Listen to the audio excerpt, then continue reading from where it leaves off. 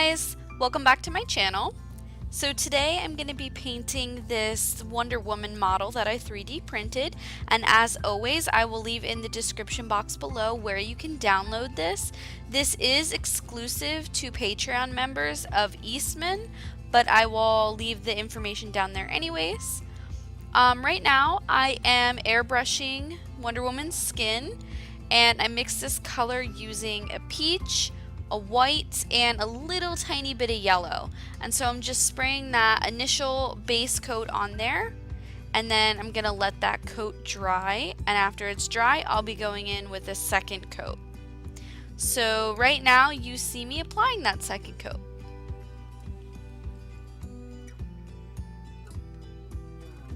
And I'm not really worried if I get it on the hair or the outfit, because obviously I'm just going to be repainting over that.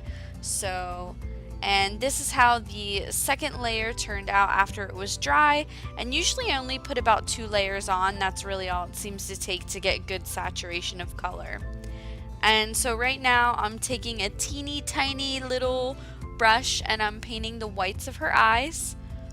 And I gotta say, I know I've said this before, but I literally cannot breathe when I paint tiny things like this.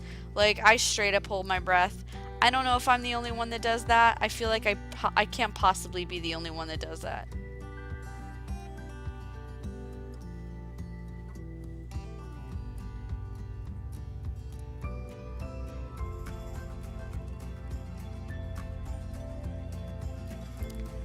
And now I'm taking that same exact teeny little brush, but this time I have black paint on there.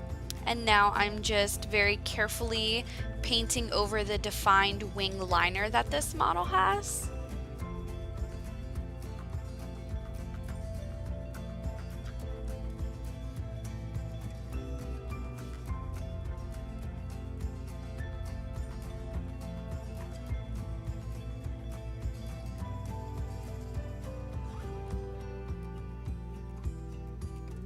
And now I'm going to be painting her hair. And at the end, I do want her hair to be brown, but I'm going to go in with this initial base coat of black because, as you'll see later, it's going to add some depth to the hair. So I really want it to kind of look like there's some different tones. So the black base coat is really going to help me do that. And I usually go in with a big brush first, kind of avoiding the edges, and that's kind of what you see here, all those little gaps, and I save those for a really small fine brush. That way I don't get any paint onto the surface that was airbrushed, because once you do that it's a little hard to kind of fix it without re-airbrushing it. So this is how the first base coat on the hair turned out. And now I'm kind of going in with a chocolate brown color, and the brush isn't overly saturated, it's very lightly saturated, and then I kind of blotted off some of the excess onto the paper plate that you see there, and I'm just mainly skimming it across the top, but some of it is getting down into those little crevices, and I'm just kind of going around, kind of blending it and just kind of laying it on top. And as you can see, it kind of created that depth I was talking about where there's different tones and it almost kind of looks like her hair is shadowed.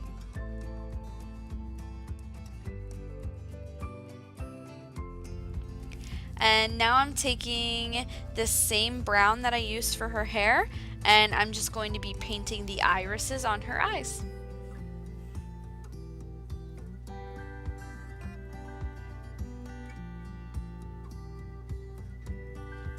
And now I am taking gold metallic paint and a small brush, and I'm painting the little forehead band that she's wearing.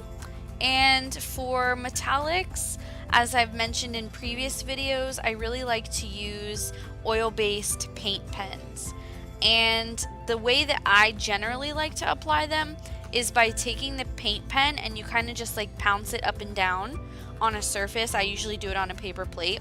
And it starts to build up like this little puddle of ink, and then I just dab my brush in there and I use that, and it's super saturated, so I love doing that.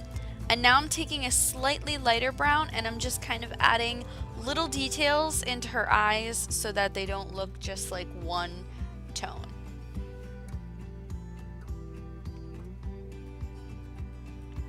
And now I'm going to be painting her lip color. And to get this color, I mixed a red, a white, and a chocolate brown.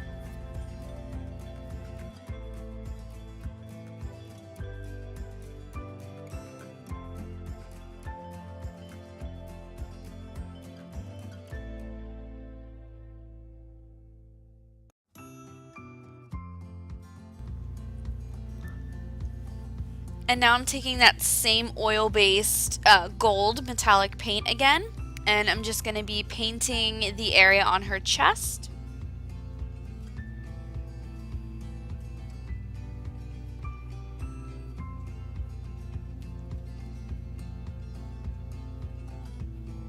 And I really can't stress enough how much I love these. Like, it really is a game changer when you switch to these from like a standard metallic paint, like a craft paint.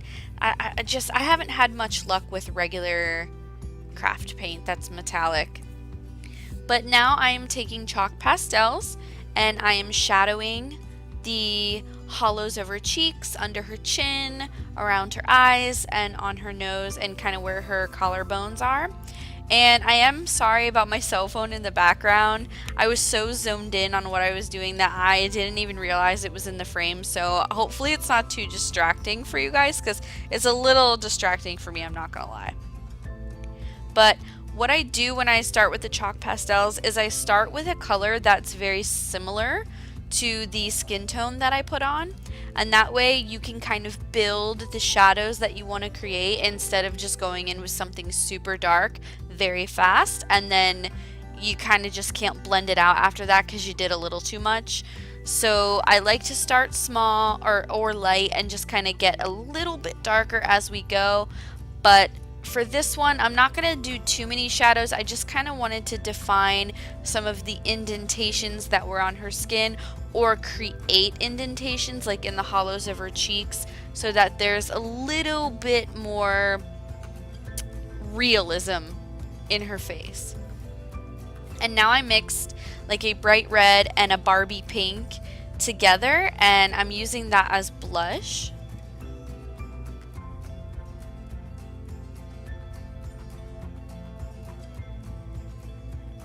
And now I'm taking a watercolor pencil and I'm going to be lining her eyes, and very similar to the way that I layer the chalk pastels, I do it very similar when I'm lining their eyes. So I usually start out with a lighter brown and then I kind of progressively get darker. And now I'm taking that darker brown and I'm trying to do like little brush strokes in the eyebrows so they don't look too harsh, and then I wanted to go back over it with a black and just kind of darken it up so they were slightly more defined.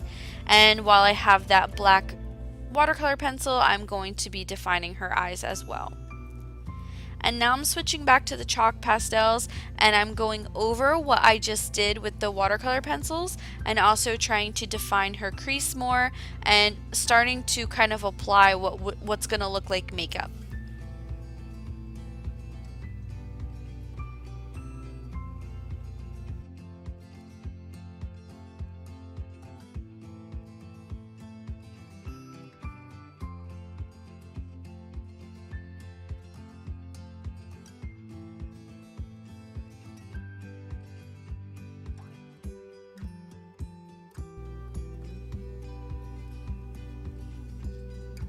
And now I'm taking the black chalk pastels and I'm just dabbing it in the nostrils so that they have some color and some definition.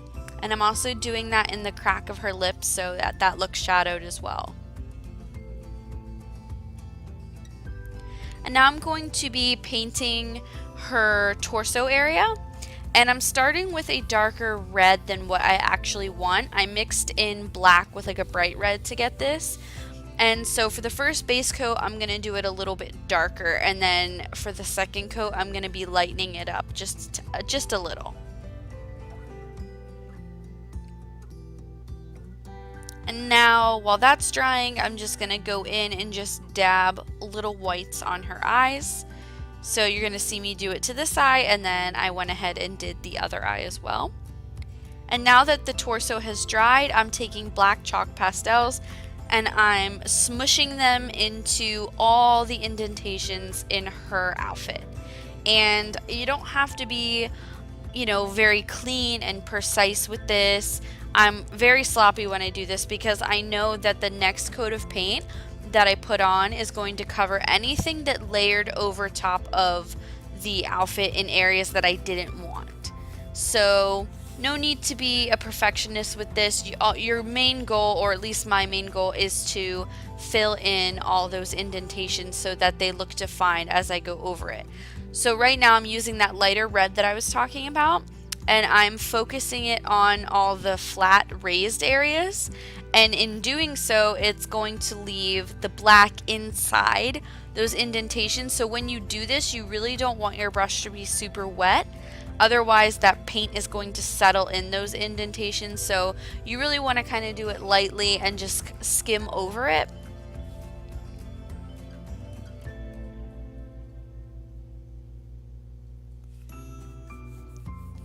And I'm also going to be doing the same thing for the gold.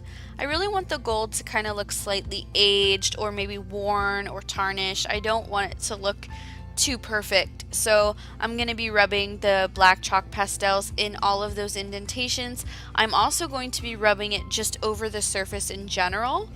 And then what you see me doing here to her top, I'm actually going to be doing that to the headband as well. And now I'm painting. Now this part in the model, I don't think it's part of her outfit per se, but I did want it to be blue just so that, because her colors are red and blue obviously and gold, so I did want to have some blue on there. And I don't care if I get it on the column because I'm going to be doing something with that later. So I'm not really worried about the column, so I'm kind of being sloppy down there, but I'm applying my first coat all over.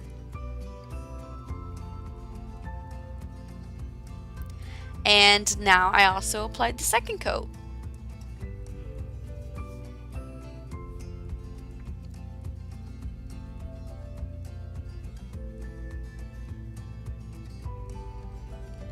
And now I'm taking highlighter.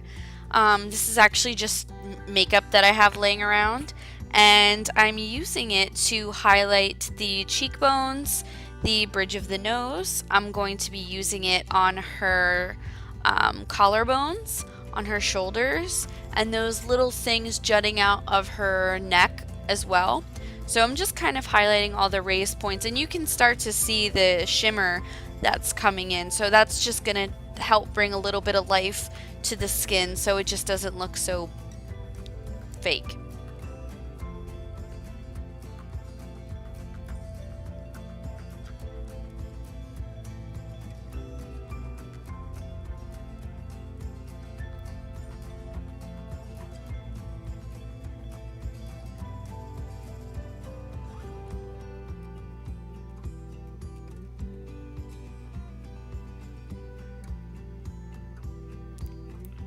And another thing I love doing in the hair is applying chalk pastels to the roots, because normal hair is more shadowed at the root just by the way the light hits it, or maybe her roots are growing in.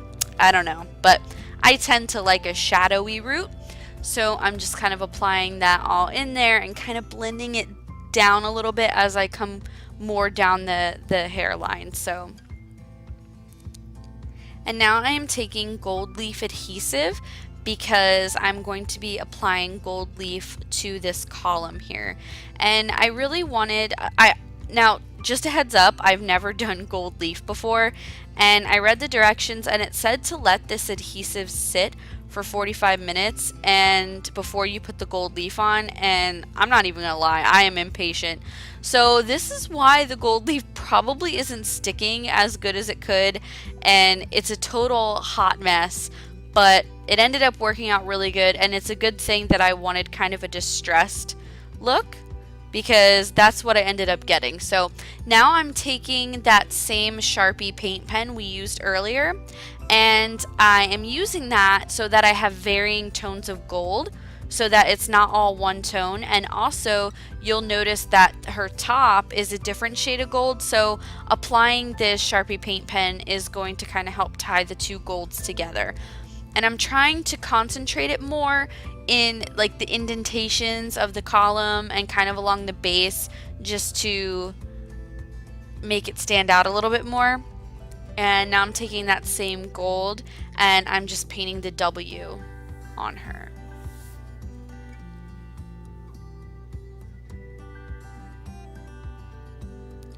And now I'm taking the black chalk pastels again and I'm rubbing that all in all the indentations. And this is also another reason why I chose gold leaf for the base, because I know that the foil kind of layers over top of each piece.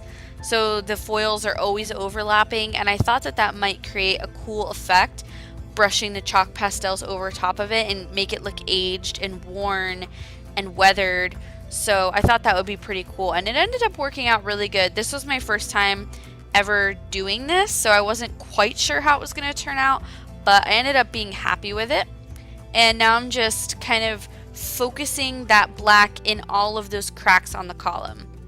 Now what you see here is UV or LED curing resin. So I squirted a little bit into a cup, and now I'm taking a small brush that I really don't care about, and I'm just dabbing that on each of her eyes. And now I'm using the lamp to cure it, and it cures in about 2 minutes. Alright guys, that is it. She is done. I love how she turned out, and I hope you guys like it too. So if you guys like this video, please like it down below, and please be sure to subscribe. And thank you guys so much for watching. Bye!